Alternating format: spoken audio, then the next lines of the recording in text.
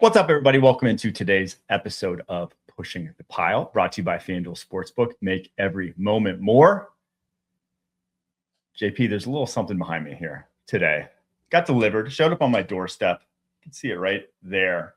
That is the Cash App Locks trophy right in front of my signed Richie Incognito poster that my buddy got me after he blocked me on Twitter a few years back.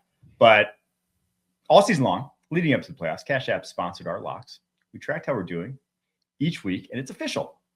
And undefeated week 18. 4-0. Claimed the Cash App Blocks trophy. Didn't quite get to 50%, but hey, we're tossing some coins out. Everyone knows that you make your real money on the combine props anyways.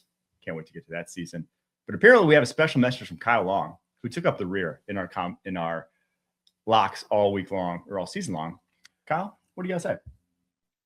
Mike and JP, I want to say congrats on a great season, but there can only be one champion. So congratulations to Mike Renner on winning our locks this season. You were unbelievable all year. It was a tight match, tight race, but you're a winner. You're just a flat-out winner. So congratulations, and I'll see you in the wild card round. Bears, Packers, my lock, Colston Loveland, touchdowns.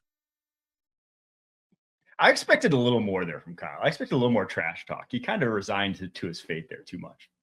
I feel like you sort of got to once the trophy comes in. I'm still a little mad about the whole Cowboys situation because if I had just gotten those two, if the Cowboys just played those two, George Pickens and Dak Prescott the entire game, who knows what happened? But I'm resigned to the fact that you did win. Congratulations. The trophy is very nice, actually. It's really cool. It was actually the box it came in. I don't have it here, but the box it came in was even cooler. It was like a true, it looked like an award box. So I'm keeping the box. The box is going to get used. My wife's going to get some presents from that box for her birthday. It's pretty elite. But today's show, we have more than just our locks. We have, off the top, we're going to go through the playoff bracket, give our predictions as it stands right now. Then we're going to go through coaching openings and the coaches / GMs that didn't open. Some debate whether they should have or should here this offseason. And then we got, obviously, as we always do on Tuesday, JP's playbook. And then instead of a rookie report, I came out with a mock draft with picks 1 through 18 set. We are going to go through those 18 picks at the end. Stay tuned for that. But let's start with playoff predictions. We obviously went through Sunday night and kind of gave our takes on the initial games, but we're going to go pick team by team throughout all the way to the Super Bowl. JP, let's start with you. How do you see this all playing out from here on out? All right, so I guess we'll go in order from top to bottom. I do think the Patriots end up beating the Chargers. I just think I have a little too many questions about the Chargers' pass protection up front, especially if Milton Williams is 100%. And the Patriots are getting healthy at the right time. They're playing the best in moment in the right time. I think the Patriots win this one.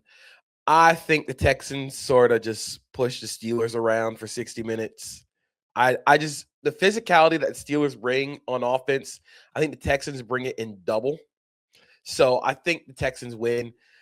I'm going to go with the Jaguars here. And I understand that it feels like every time I pick the Jaguars to win, they lose. And every time I pick them to lose, they win. But I have faith. I believe in this Jaguars team. I believe in this offense. And I worry that without Ed Oliver, I don't think the Bills can really get pass rush. That's really how you frustrate this Jaguars offense. So now we move to divisional round. We have Texans, Broncos, Patriots, Jaguars. And I'm going to take the Jaguars. Let's go. I'm going to take the Jaguars. Man of faith right there.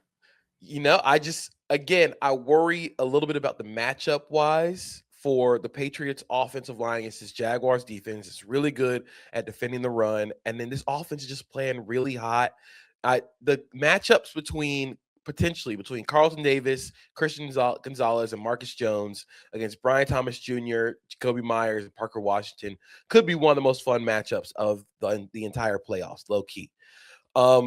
Texans Broncos is one I really struggled with. The last time these two teams played, it took the Broncos with a game-winning drive, but CJ Stroud was knocked out of the game with a concussion that forced him to miss most of his games this season. I think with CJ Stroud playing, I think I'm going to go with the Texans. And we run back Jags Texans 3 in the AFC Championship. Who would have thought going into the season Jags Texans would be an AFC Championship game?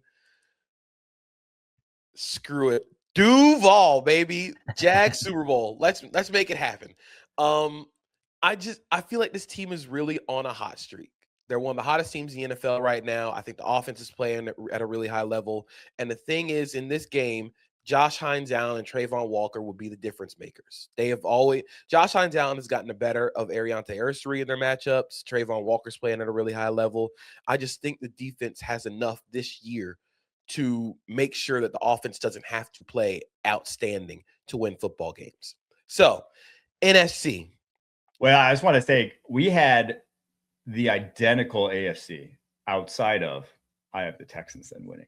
Yeah, I really think whoever I said it like around the middle to late part of the season, whoever wins the AFC South might end up going to the Super Bowl because even if they don't win the division, you would get the 5 seed and you'd play the AFC North. So it feels like the Texans honestly might have an easier route. Like you might have wanted to lose that division in retrospect. Yeah, they avoid Josh Allen. But even in avoiding Josh Allen, the Texans have already beaten the Bills handily this season and without CJ Stroud. So I think that Jags Texans might be, we talk a lot about momentum. Momentum may or may not be real in football, especially, but these teams coming in on the 2 hottest streaks in the sport, I think it makes sense that they end up playing for the chance to go to the Super Bowl. And I think there's a real world, and not to hate on the Jags here, but I think there's a real world where the Texans are hosting a divisional round game. I'm not sure if that's ever happened. I'm trying to think. Has a wild card ever hosted a divisional round game? I don't think it has, which would mean every wild card team wins in the wild card weekend. But I think this year, uniquely, that's a possibility. It really is a toss-up for a lot of these games.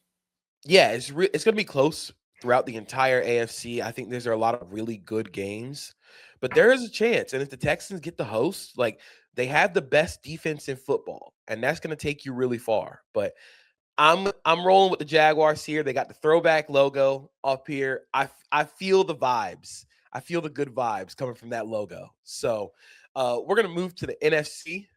I do think the Rams sort of push the Panthers around for 60 minutes. Although, the Panthers might be a little feisty.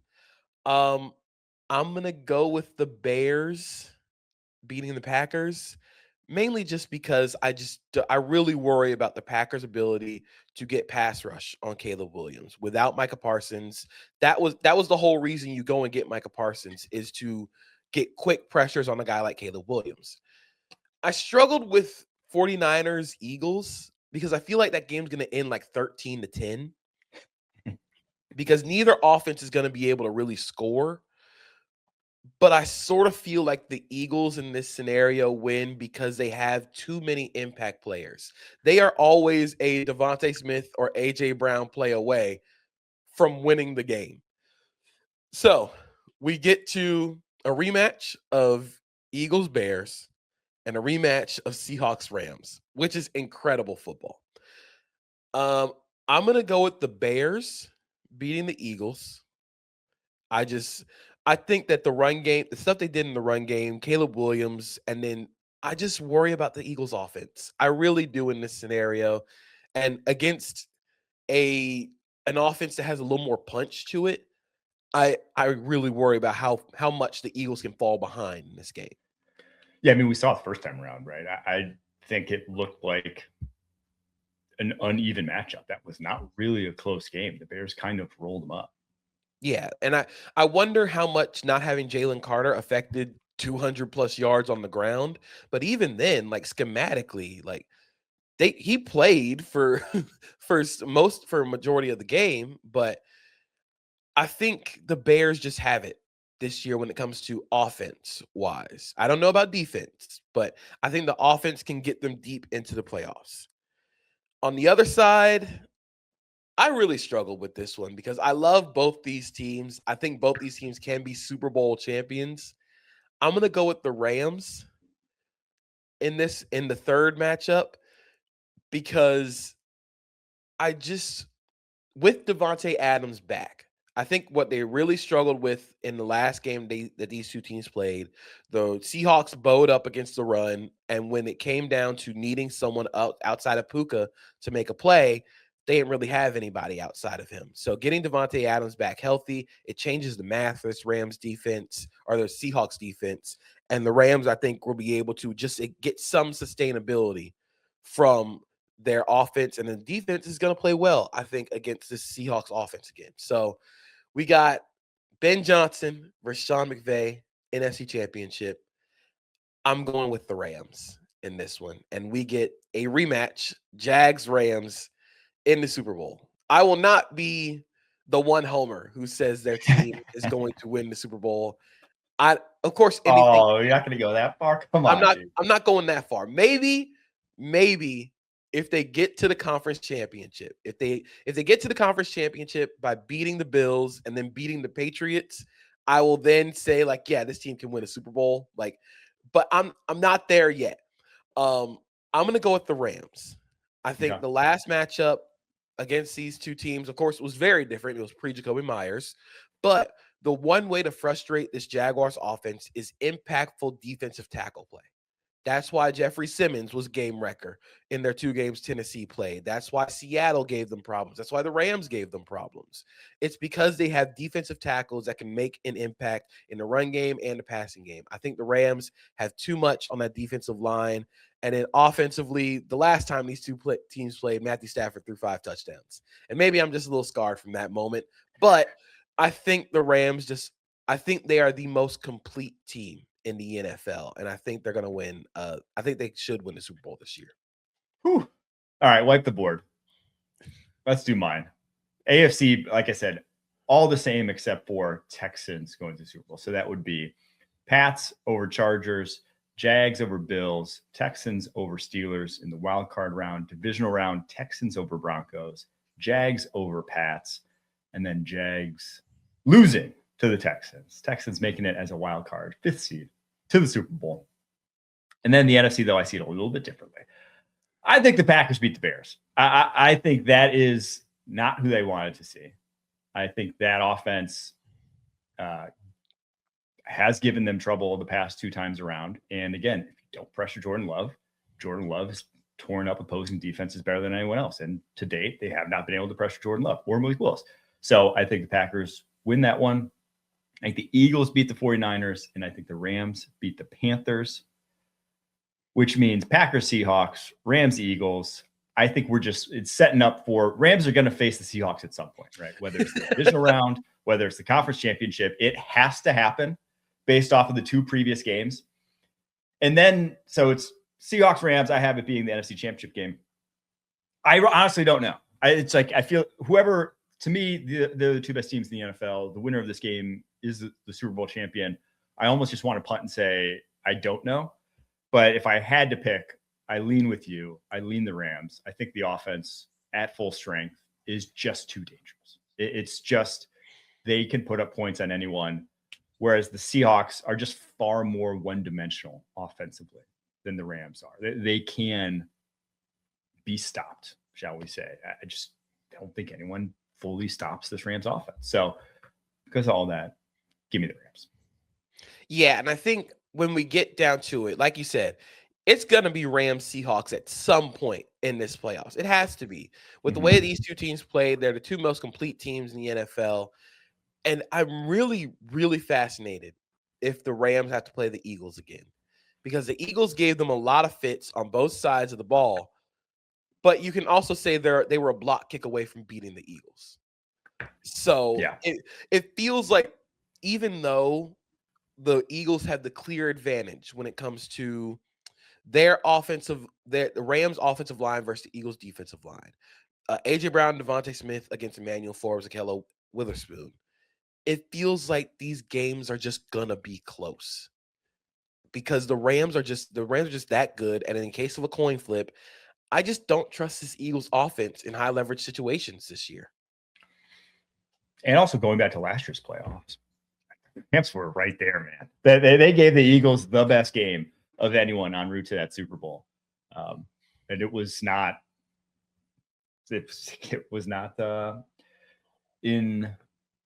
like decided by the end. The Rams were right on the doorstep. So yes, I think the Rams Eagles this time around is just going to be a different animal because the Eagles offense, they put up 28 points on this Rams defense this time around.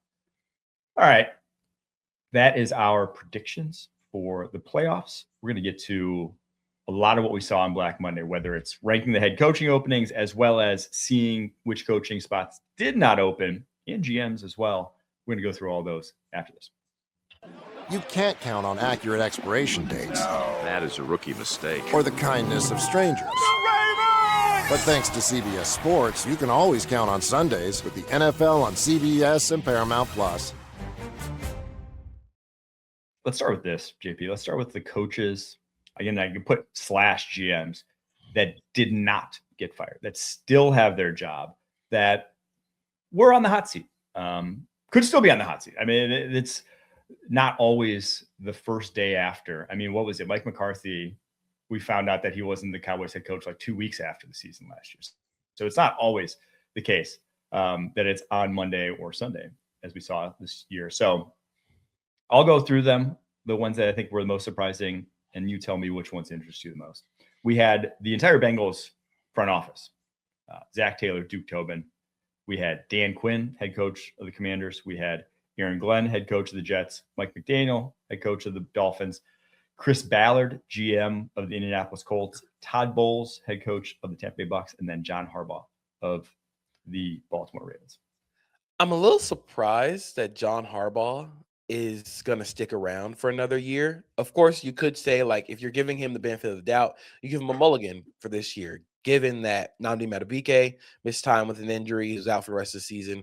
Lamar Jackson missed a lot of time due to injury. Just so many guys were in and out of the lineup because they got hurt. But the way that the season ended felt too typical for this Ravens team, where missed kick out of bounds, Ronnie Stanley lines up too far in the backfield. Like it felt like these are all symptoms of a team that lost focus.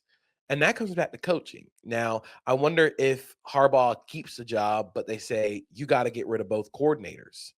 So you still have this job, but we're making you make some wholesale changes to go into 2026 because there's no reason a team with Lamar Jackson should be out of the playoffs. Yeah,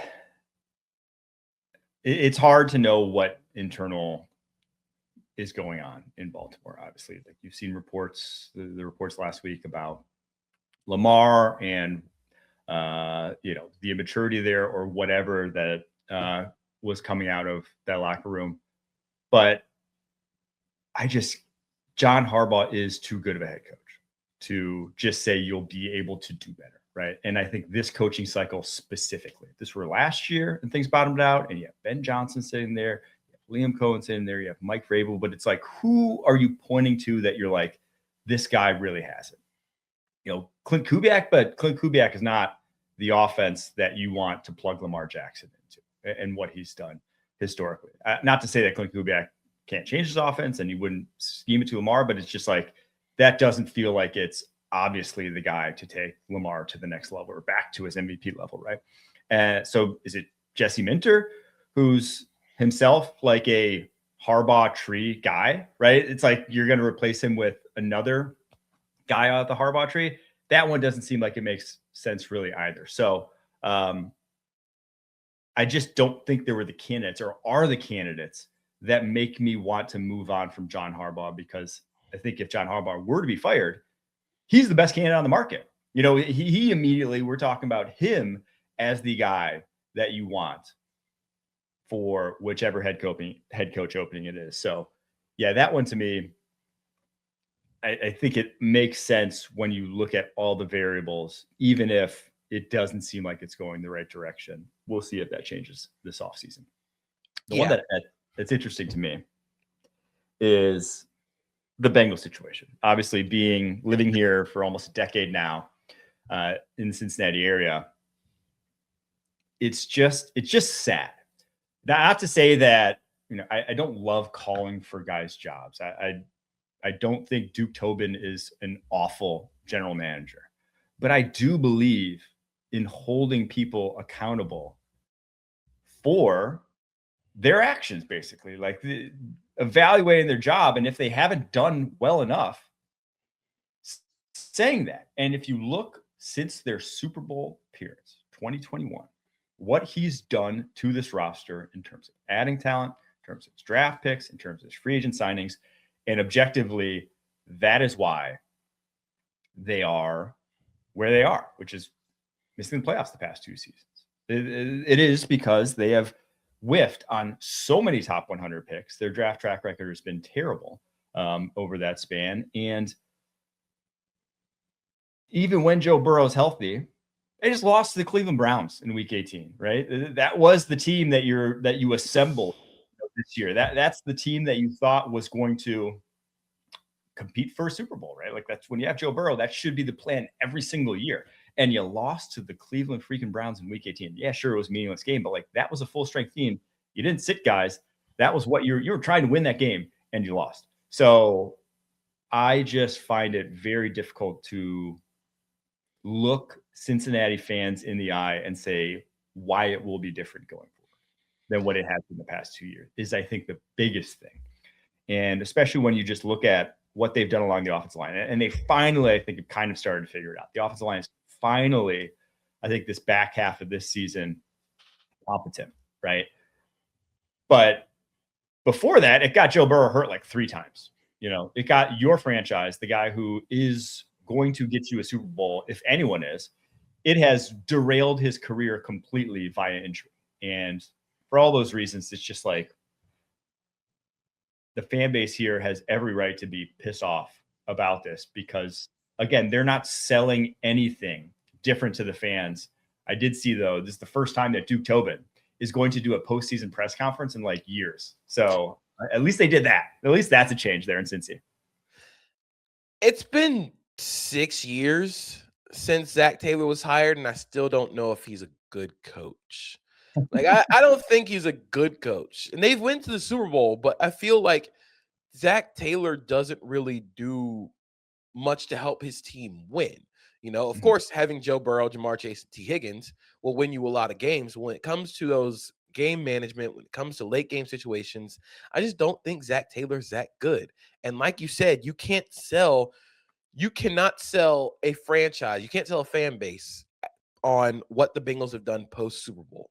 You can say, oh, well, Joe was hurt this year. Joe was healthy last year and he still didn't make the playoffs, or even without everything else, like even if the offense is 100% healthy, this is the worst defense in football. This is the worst defense in football, and it has been a really bad defense for the last 2 years. So it feels like you're wasting the prime of your 3 best players by actively choosing to not have a good defense. And then on top of that, the whole Trey Hendrickson situation sort of really, it doesn't make sense as to why either of these guys still have a job. But like you said, like, do you want to take the risk of entering the coaching pool, and who are you going to go get as your head coach that can work with Joe Burrow? Is this going to be a Clint Kubiak who mainly bases his offense out of 12 and 21 personnel, and your 2 highest paid players are receivers? It just isn't a good offensive hire pool this year, which makes me lead to why they kept him. But even in that, you don't know unless you're in the pool. I do think I kind of think Clint Kubiak, just imagining his offense with Joe Burrow, I kind of think it would work just because of how he's been able to feature number 1 wide receivers, right? How he's able to get those guys in favorable situations continuously. Obviously, that's a pipe dream. It's not happening. So it's not worth really dwelling on too much if you're a Bengals fan. But there are a lot of offenses I can imagine that are better than Zach Taylor's offense. I think the roundabout way of me saying that, that they're not doing much to help Joe Burrow create easy offense. When you watch Joe Burrow play more often than not, it doesn't look like easy offense. It looks like it has to be him playing pretty much flawless drop back passing football. it looks like what offenses look like from a different era, right? This is what mid 2000s sort of quarterbacks look like when they had to, when they were putting up 4,000 yards in a season, when they were, the high end passing offenses of that day. But we found an easier way, right? We like the game has evolved, and you don't need to put that much on a quarterback's plate. Obviously, it's nice to have that in third and long situations when there's not really much you can do to fool defenses, but you don't need to be asking a guy to do that. And that's why I think he gets hurt as much as he does, is because that's also a great way to have your quarterback take a bunch of hits. And they found that out, unfortunately, the hard way. There's one more guy I want to talk about, and it's the team that's drafted number 2 overall, New York Jets, and Aaron Glenn.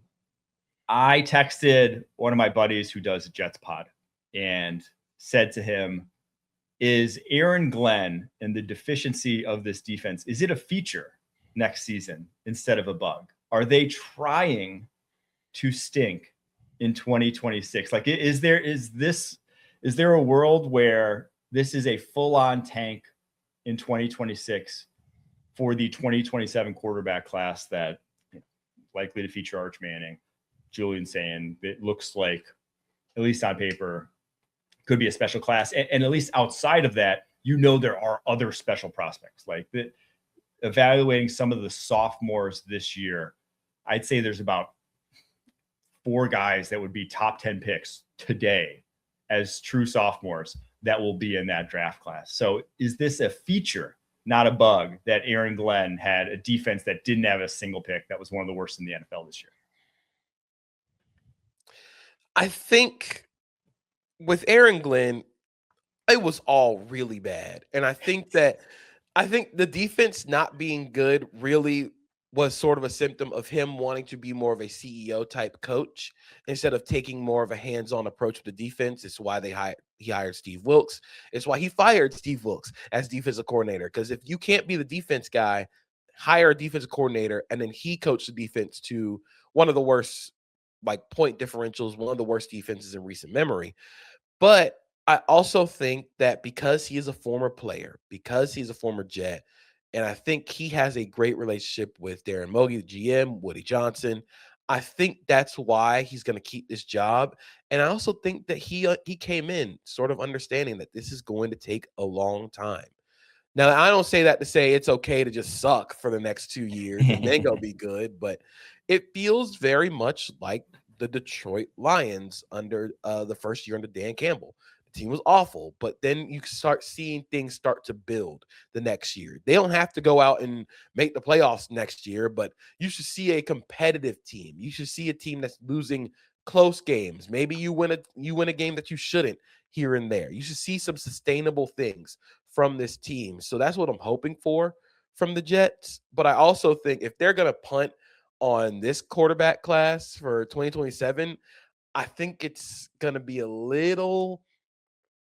difficult to sell a franchise again on, hey, we're just waiting for our quarterback. We're tanking for a quarterback. Although I do think 2027, like I said, Arch Manning, I'd even include the Norris Sellers in that QB class. Like, I think there are very promising quarterbacks in that next class.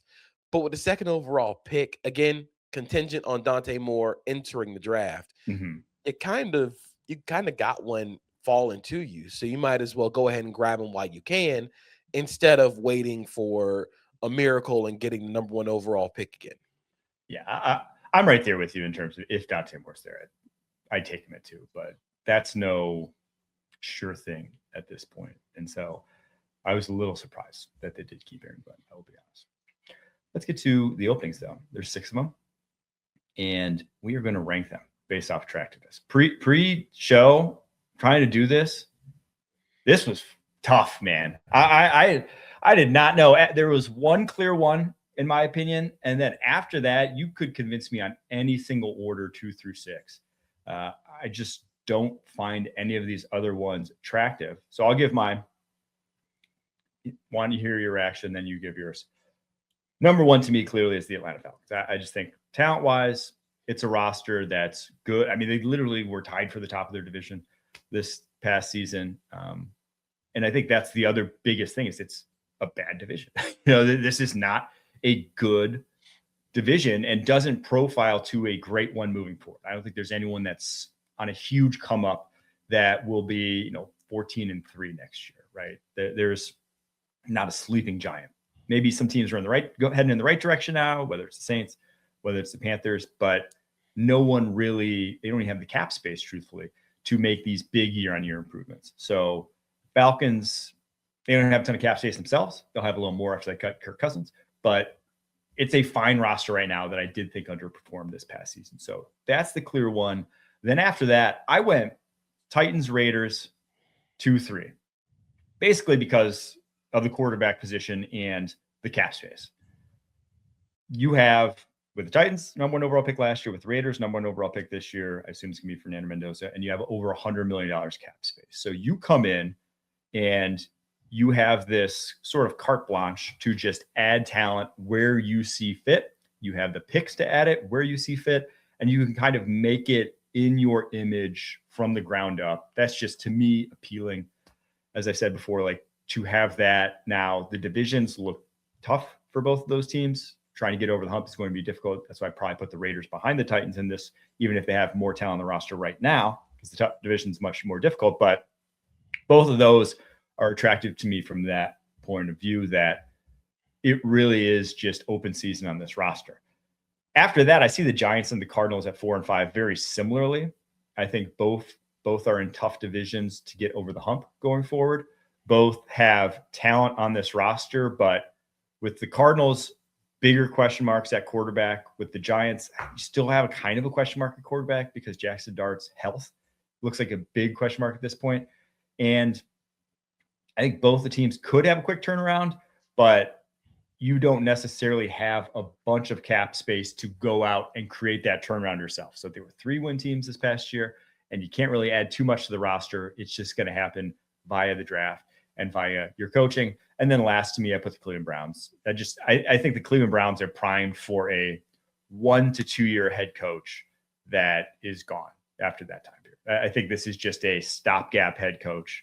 I don't think it's going to be a big name, and I don't think your leash is going to be too long there, because once the roster's able to hit reset post Deshaun Watson contract, that's when I think they're like, we're going to hit reset. We're going to fire our head coach, and we're going to go find someone who actually, I don't say is actually a talented head coach. I don't want to put that on him, but like, you'll be a much more attractive job opening in 2 years than you are right now. I think when you clump the Raiders, Giants, Titans together, it feels a lot like, which quarterback do you trust more? Yeah. Like, which quarterback do you think can lead you into the promised land? Is it whoever the Raiders pick at number 1? Is it Cam Ward, or is it Jackson Dart? And if it were me, I think I would say Ward, but I also feel like the Titans are also in a tough division. I mean, the Texans sleepwalked to 12 wins this year. The Jaguars won 13 games in the first year under Liam Cohen. It's that division's not getting better, that division's not getting worse. And the Colts, for all of their warts with the GM, for all their warts with their quarterback choice, they won 8 games this season. Like, that is a tough division to try and go from worst to first in, or from worst to a contender in. So I think the Titans are in a tough division, but I feel like Cam Ward is the best of those 3 quarterbacks if we're clumping Raiders, Giants, Titans together. So if you really want to work with a quarterback, I think the Titans would be the one that you choose. But it's going to be real tough for anybody outside in that group, because the Raiders are in the AFC West. Like, you're not going to get past like a healthy Mahomes or Justin Herbert and Jim Harbaugh, or Sean Payton and Bo Nix, So it would have to take a miracle for the Raiders. And then the Giants, like, I want to believe, but you're also stuck with Joe Shane as GM. And this team still feels like it's pretty far away. So I think if I were ranking them, I would go same as you. Number 1, the Falcons. I think the fact that they fired their head coach and still almost won the division, like that says a lot to me. Like, we are a missed Nick Folk kick from Kirk Cousins playing a playoff game. Like, that's how bad like the division is, but that's also like how close the Falcons are to being legitimate contenders. So I think the Falcons are number one. That's going to be the quickest turnaround, especially if you keep Ulbrich around. Number two, to me, I think you sort of go between, I think it's the Titans. I think you go between the Titans and the Cardinals. And the toughest thing is I'm going to go with the Titans here. With the Cardinals, you have to play in the NFC West, and that's not getting better anytime soon. I feel like the third spot is kind of a nice area for the Cardinals because, again, you're in the NFC West. You have the Kyler Murray contract, but that team is talented. That team has some blue chippers on the roster. Like there's an avenue where you can get that thing up and going. The number four, I actually think the Giants are number four ahead of the Raiders still because again, like I don't want to have to play Mahomes, Herbert, and the Broncos twice a year. Like that's just the biggest thing. If you're a Raiders coach, you got to go try and beat those guys. Then number five, it's between the Giants and the Browns. Or not the Giants and the Browns, the Raiders and the Browns. I think I go Browns and Raiders because the Browns, you're going to have a whole lot of picks. You're going to have a whole lot of picks this year. You have a great rookie class that you can build this roster up with. Mm-hmm. And although you have to work with the Haslams, it feels like Andrew Berry has gotten a vote of confidence, and with a really good rookie class, like you can say like, hey, he can turn around this team roster acquisition wise, and you get rid of the Watson contract, you can get this thing going. But even with the Deshaun Watson contract on the books, this Browns team went to the playoffs 2 years ago with Joe Flacco at quarterback. Like this team has talent. This defense is incredibly talented. It just takes getting 11 warm bodies on the offense at the same time and seeing what you can do. And then number 6, the Raiders. I just don't. Again, you're in the AFC West. You're in like you're in one of the worst conferences to be a new head coach.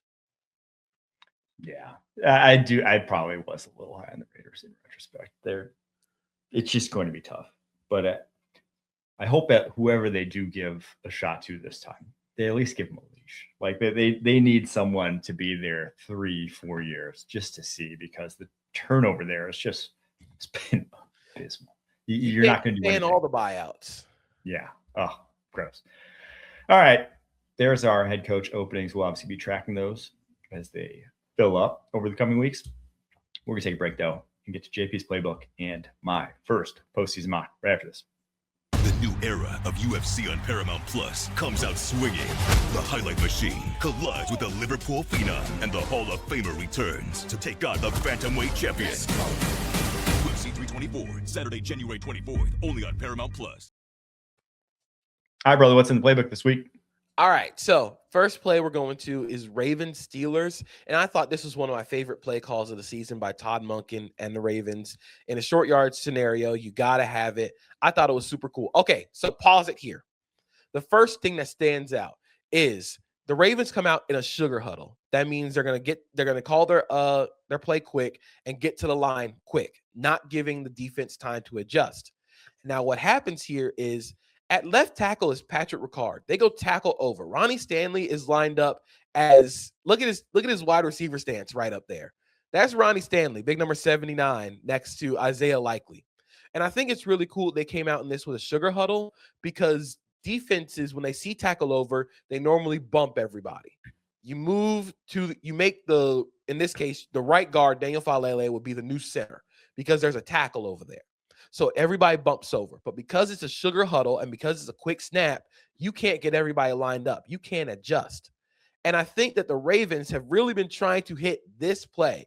They have been trying to hit this counter off of this tackle over sugar huddle combination. They've been trying to hit this play for at least like 3 years under Todd Monken. So roll the play. They're going to fake the toss.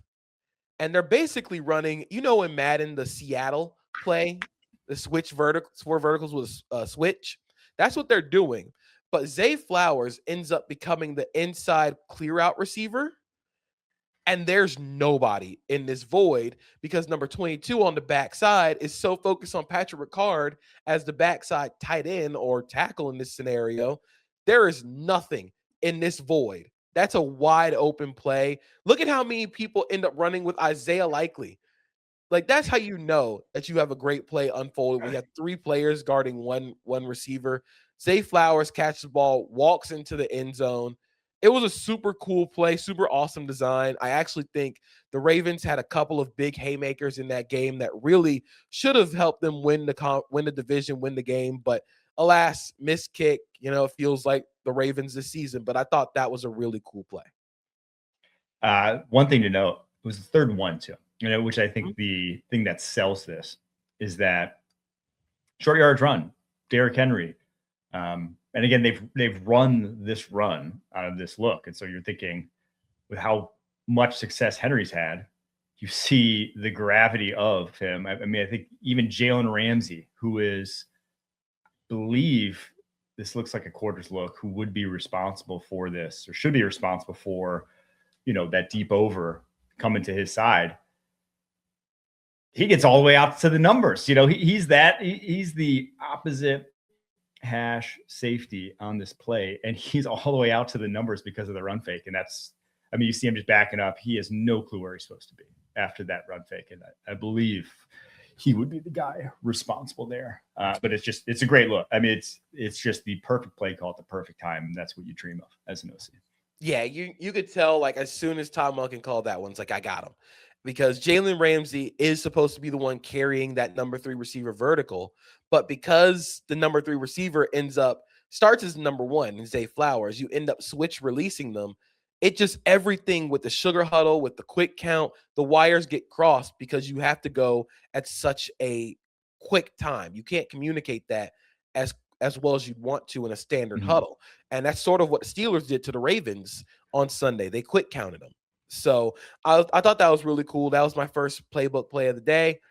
The next one, we are going to New England against the Miami Dolphins. We're going power football. And that's something I think the Patriots have really embraced this season, and I thought it's been really cool. And this just felt like real ethical football going on in New England. So first off, pause it right here. Thank you. That is an extra offensive lineman, number 74, going in motion. Once he goes in motion, play it. Once he goes in motion, stop it here.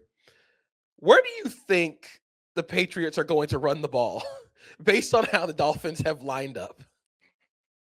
Right up the center. Yeah, so. No A-gap player? Yeah, both of your defensive tackles are in 3 techniques. If you're watching this and you're an offensive coordinator, you're giving us 5 yards at this point.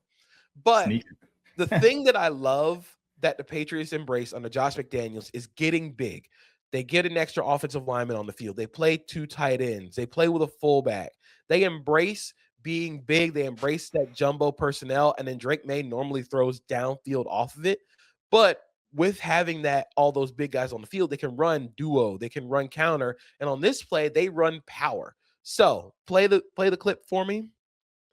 This is exactly what you want as an offensive coordinator. Boom, right up the middle. A-gap power. You get a safety overrunning it. Ramondre Stevenson makes a great cut, and this is a touchdown. And I think the fact that they're getting Ramondre Stevenson going, like, he had a great game on Sunday. I think getting him going heading into the playoffs is huge for them because now you can play Henderson and Stevenson and not feel like you have to give Henderson all the carries or give Stevenson all the carries. But look at the block by 77 here. Boom, put him on his ass. That's football right there. That is, we are bigger than you, stronger than you. We are the ones going to the playoffs. A pancake on a 40-yard touchdown run has got to feel like, in basketball, the and one.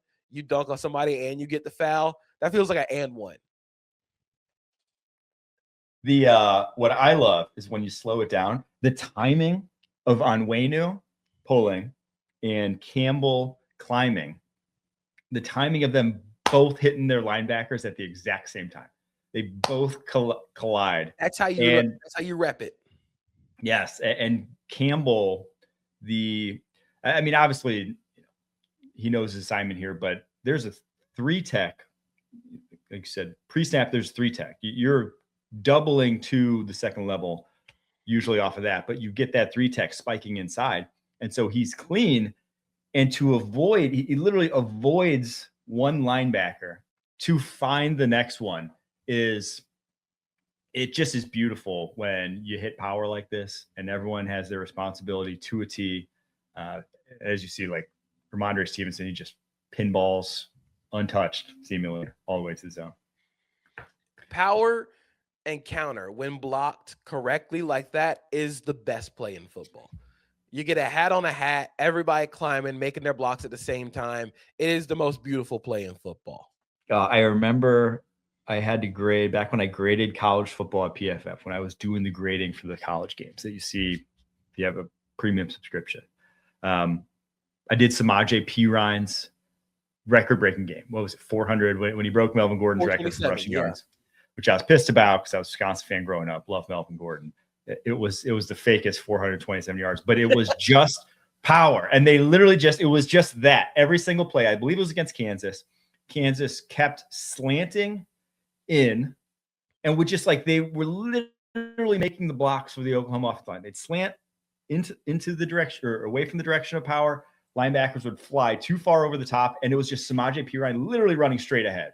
Probably 5 big runs where he could have been any running back in college football, and they would have gone for 400 yards in that game. That's what pissed me off about it. Was Melvin Gordon just much more ethical, much more deserving, but they kept hitting it just like that, and it is beautiful when it's run correctly. Thing is, though, most linebackers, most defensive linemen have seen power since they were in 6th grade, and they know how to defend it, and you get quick with it. But when you have a look like that, as you said, no AGAP player, you had such a big bubble in the defensive line that a space was going to be created in the running game, especially when no one got off their blocks. All right, let's get the mock draft. Picks 1 through 18 set. I've said this. I don't know if I said this on the show. I said it on HQ. I'll say it again. I think there will be a lot of trades this year. This year reminds me of 2022. One in that there's not a ton of quarterbacks. I mean, 2, there legitimately could be 1 by the time declarees filter in. It could just be Fernando Mendoza that's really sitting there. That is your first-round quarterback. But then after that, there's not. I mean, 2022, for context, Trayvon Walker goes number 1 overall. You didn't have a super strong top 10, and so we set the record in 2022 for the most first-round picks traded of all time, because a lot of teams, that was, when A.J. Brown got moved first rounder. I believe when Tyreek Hill got moved for a first rounder. So a lot of teams are saying, we'll take a proven player, pick 18. Pick 18 is like a 2nd round grade in other classes this year. So we'll go get an A.J. Brown. We'll go get a proven player. And obviously, look at some of the picks from 2022, whether it was like Traylon Burks that year, which ended up being the replacement for A.J. Brown, and it's not that great. So it's like 2022, like 2013, where there's just not a surefire stud at any point really in the draft. There's just a lot of, and it's funny, 2013 actually had Deion Jordan, who I wouldn't call Arvell Reese. I'm not going to put that career arc on him, but there's a lot of parallels to Arvell Reese, who's a guy who's likely a top 5 pick, and Deion Jordan, who Deion Jordan was an off-ball linebacker at Oregon, or kind of like an overhang player. He was not a pass rusher, but everyone's like, he has the pass rushing traits to be a pass rusher. Well, sometimes it works out, sometimes it doesn't. We'll find out if it does with Arvell Reese again. I think Arvell Reese is a much better prospect, has much more translatable physical tools, but an interesting parallel there to be seen. So let's get into the draft. Top 5 picks. I have it going Fernando Mendoza from Indiana to the Raiders, and then Dante Moore of Oregon to the Jets. I don't see that changing as long as those guys declare. At number 3, as we've talked about, that's where it gets interesting. I have David Bailey, the Texas Tech edge, going to the Cardinals. Obviously, they've done a lot to revamp their defensive line. offensive line's probably your more pressing need, but beggars can't be choosers. There's not a tackle I'm drafting number 3 overall in this class. There's just not. And so you got to play the class. I think Bailey's safe in a number of regards, safe in that he's just such a high-end athlete. And more often than not, that's what translates to the edge. And especially in today's NFL, people are able to deploy those guys where their speed can just be what wins them reps. So I have him going 3rd, Arvell Reese, the Ohio State linebacker / edge, going 4th to the Titans, and then Keldrick Falk, the Auburn edge / DT, and I have him going there to be a DT more, so to the New York Giants. I guess for me with David Bailey, and I scouted him like before the season, before the playoff game. I guess my biggest worry with taking him at 3 is how much of I think he lacks a little bit of like flexibility at the top of the I rush. agree. I have him 20th on my board, actually. I'm more projecting this. This is not my mock.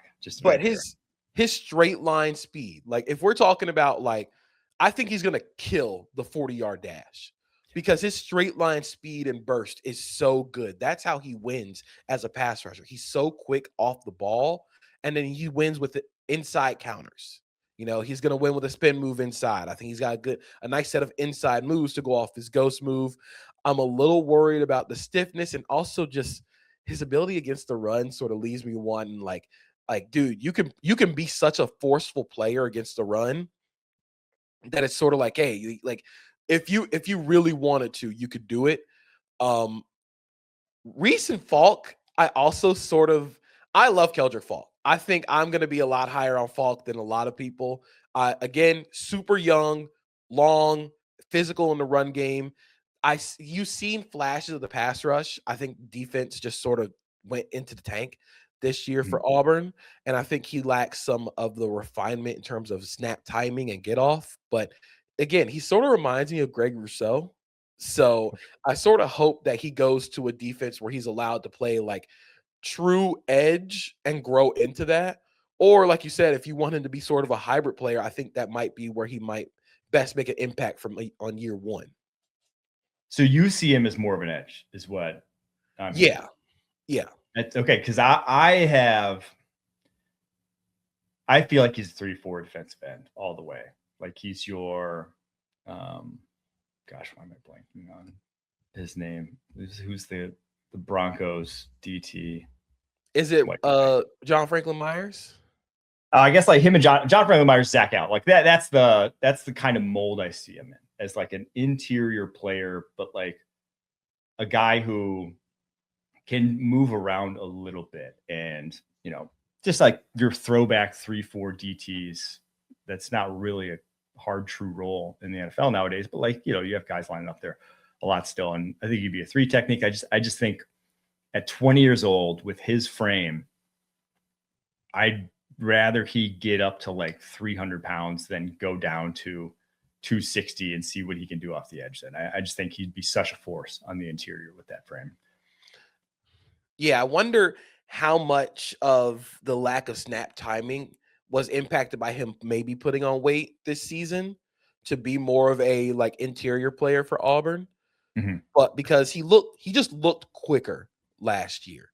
I think his timing was better. I think his get off was a lot better. But if you can line up, if he times it up right, if he times up his snap get off, if he times up the snap really well, you can see sort of the speed and the conversion of speed to power. It's just getting that consistently from him, which might be a result of the defense being more of a read and react. All right, let's get to 6 through 10, where the Browns, this mock draft's already going to be wrong because he just announced today he's coming back to school. Trevor Gooseby, offensive tackle, Texas. To me, he was my OT1 clearly on tape, but coming back to Texas, big win for them. I have the Commanders going Carnell Tate, the Ohio State wide receiver, at number 7. I just think they have to be prepared for the fact that Terry McLaurin and Deebo Samuel are not long-term options. You have to have a second wave. You found that out the hard way this year, that Terry McLaurin on the wrong side of 30 may not be a pinnacle of health going forward. So once he was gone, there was just no verticality of the offense. Carnell Tate brings that back. Jeremiah Love going to the Saints. No real explanation necessary there. It's Kellen Moore as your head coach. he's going to want a guy for Tyler Shuck. Ruben Bain, the Miami defensive end, going to the Kansas City Chiefs. Ruben Bain's going to be a fun player to debate. I absolutely love his tape. I absolutely love the body type. I think he's a stud at the next level, but not everyone's going to want a 275-pound defensive end with 31-inch arms, right? That's a unique body type.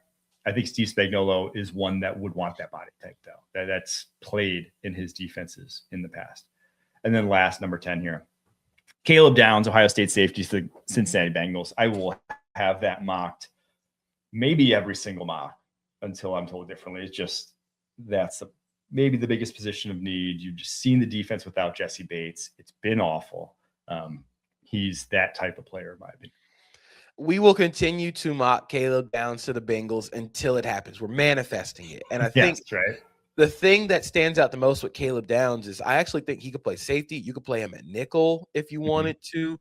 Like, he has so much versatility where just put him in the secondary and just see what happens for the Bengals. You need help everywhere. Ruben Bain is a really fascinating player. I love the fit with the Chiefs and Spags. I feel like they're going to sprint up to the board. Oh, I love that fit.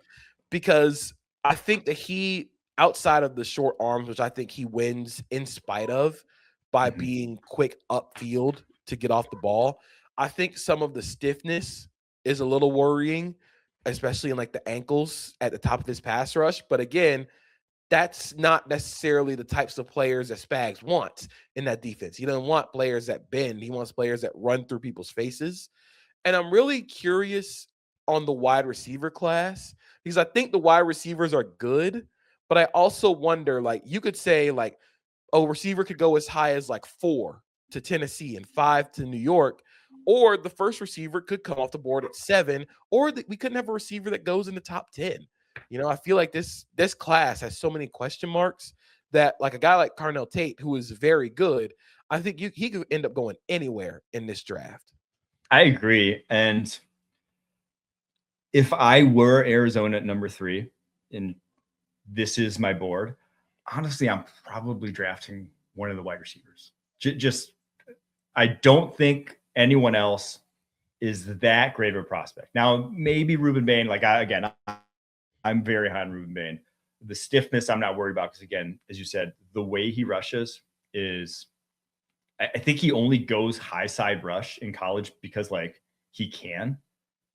You know, a lot of guys in college just run around offensive tackles. That's college offensive tackles are not NFL offensive tackles. Yeah. You can just, a lot of times you can just out athlete them, but it's when he doesn't try to out athlete is, I think, when he's actually at his best, when he just tries to out power. No one can hang with Ruben Bain's power. And I love the body control, like his ability to either make his strike zone small or get the one arm, because he does have short arms, but use a long arm, lengthen that one arm to get into shoulder pads and keep his strike zone small. I think he's so good at that. And it's obviously why he's so productive at the collegiate level. But of these wide receivers, like, I just think they'll be very good. I don't think you need to haggle over how good. I think you watch Carnell Tate's tape, you watch Jordan Tyson's tape, and you just know those are number 1 wide receivers in the NFL. They might never be top 10, top 5 wide receivers in the NFL. I'm not sure if they're that, but they are top 20. And when the 20th wide receiver in the NFL is making $30 million a year, right? You know, like when Brandon Ayuk's making $30 million a year, why even haggle over it? You know how good those guys are. Just, I would take them is how I would build a team. We'll see if NFL teams agree. Let's get to 11 through 15 here. I have the Miami Dolphins going Kenyon Sadiq, the Oregon tight end. This is another one I'm just going to mock a bunch. I don't know if it's going to actually happen. I just love the fit too much. He is Mike McDaniel's tight end. He is perfect for that offense, and see if it happens. But like that, it just makes too much sense. Sonny Styles, the linebacker from Ohio State, going to Dallas at 12. Jordan Tyson, the Arizona State wide receiver, going to the Rams at 13. Francis Maui-Noa, Miami offensive tackle, going to the Ravens at 14. I have him going to play guard there, though, at least for now. And then Spencer Fano, the Utah offensive tackle, going to the Bucks at 15. And I have them going to play guard there for good. I just think he's a guard at the NFL level. I am going to continue to mock CeCe Manoa to the Ravens until it happens. I'm going to manifest it. He plays like a Baltimore Raven. Yeah. And I feel like they do a great job of taking these guys that might be guards at the interior level or at the next level. You play him at guard, you can play him at tackle if and when Ronnie Stanley decides to hang him up. But his power, like in a phone booth, his ability to he just plays clean, especially when there isn't an outside edge to worry about. Like when he's not worried about getting beat upfield, he is such a monster as a run and pass blocker. I'm going to continue to mock that. I'm going to try and mock that every time. I do think there's an argument for Sonny Styles being the best player in this class. And it's sort of it might be a reflection of the class because an off-ball linebacker is number 1 overall, but Sonny Styles is so good. And I think what was lost in a lot of the Arvell Reese like hype early in the season is Sonny Styles is playing just as good. And he has the size, the speed, the former safety. He's young. He's got the physicality within the tackle box. The Cowboys need a player like Sonny Styles who can be sort of in baseball, you call it a 5-tool player. Like Sonny Styles can be a 5-tool linebacker in that defense. We'll see who ends up being their DC. They obviously just fired Eberflus today. But I love him for Eberflus because I don't think blitzing is like his forte. I don't think that's, I don't want him going to a place where he's utilized a ton in that. I think his forte is just, guy's 6'5", 240 and probably going to run a 4.4. I feel like he's like a Tremaine Edmonds-esque, who was obviously great in Eberflus' defense, where you want him shutting down windows over the middle of the football field. You want him ranging sideline to sideline at the second level in the running game. That's where he's elite. That's where it's just that guy is different. And I love just how much better he's gotten because he was a former safety. And his first year at linebacker, it was not as good as it is now. Like you have seen massive improvement from last year to this year. And so because all that, yeah, I'm all in on Sonny Styles. I just think he's just a very, very good football player. And again, in this class, I'm probably going to trend towards the guys who are just good football players. I don't want to take a lot of risks. Because you can swing for the fences. And I think those big fence swings in this class, I'm just not as sure. I just think they're low percentage in this draft class. Let's get 16 through 18. And then let's get out of here. 16 Jets, Mekhi Lemon, USC wide receiver. I've loved this fit for forever. The stat going around yesterday, the Jets leading wide receiver, Garrett Wilson, stopped playing October 12th. So they literally played 6 weeks of the season. He was your leading wide receiver. You have a desperate need there. But I even think with Adonai Mitchell in the fold, you add Mekhi Lemon, who's obviously much more reliable, kind of the opposite anti-Adonai Mitchell, not traits-based, much more how he plays the game-based. You have an elite wide receiving core going forward, and you have an elite offensive line going forward, truthfully. I think the makings are there for whoever steps in at quarterback to have immediate success. If you're the New York Jets, it's just, you need a quarterback. That's not Brady Cook. 17, I have Mansour Delane, the LSU cornerback, going to the Lions.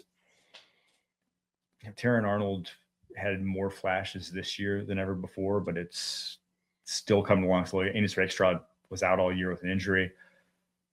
I just think that you would prefer pass rusher. There's not a lot of pass rushing options here, so going corner. And then I have Jermod McCoy, the Tennessee corner, going to Minnesota. He'll be one of the more interesting prospects because he did not play this past fall.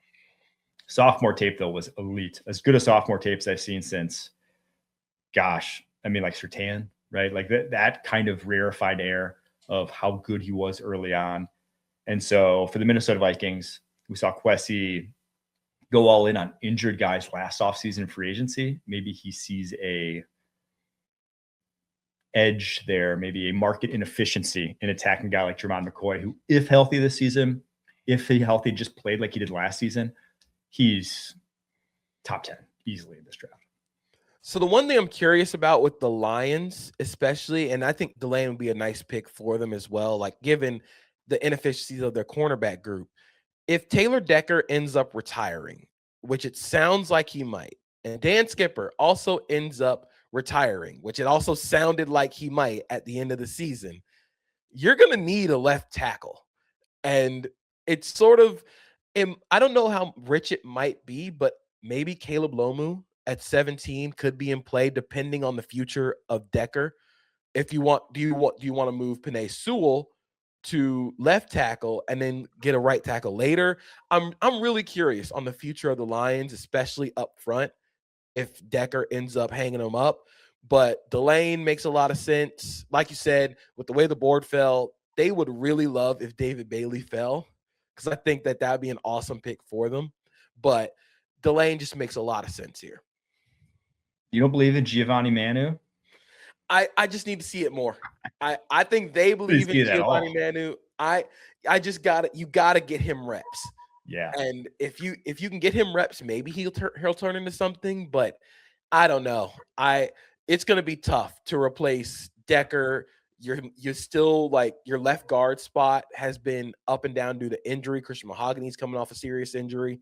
The Lions offensive line might be, like, when we get to the offseason, might be one of the most interesting units to track how they develop in the offseason this year.